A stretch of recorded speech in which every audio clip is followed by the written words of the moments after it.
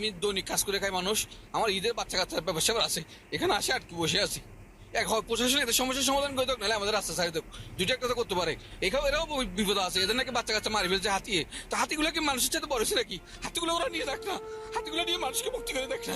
আমরাও কষ্ট পাচ্ছি, এরাও কষ্ট হচ্ছে। আমাদের বাচ্চা রোজা রেখে এখানে বসে বসে আমরা কেন কষ্ট করবো?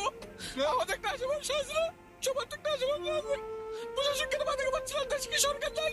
একটা রাস্তা 5 ঘন্টা বসে আছে, 6 ঘন্টা বসে আছে রাস্তার উপরে, ওরা মাথাকে আবার কোনো ইয়ে দেখছেন নাই।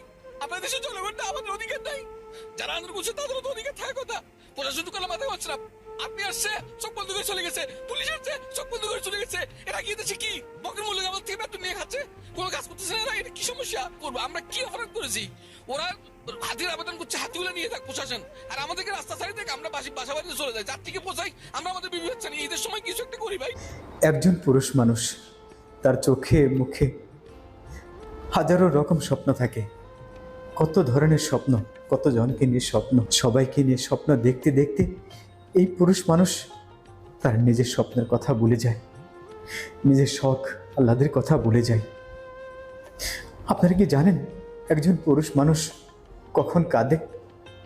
একজন পুরুষ মানুষের চোখে কখন পানি চলে আসে? কখন? এই ক্ষমতা, এই ক্ষমতার জন্য আজকে বাংলাদেশ মজার দেশে পরিণত হয়েছে। তাই বলছি, হয় ক্ষমতা ছাড়ুন, না হয় প্রতিহিংসা মুক্ত দেশ আমাদেরকে উপহার দিন।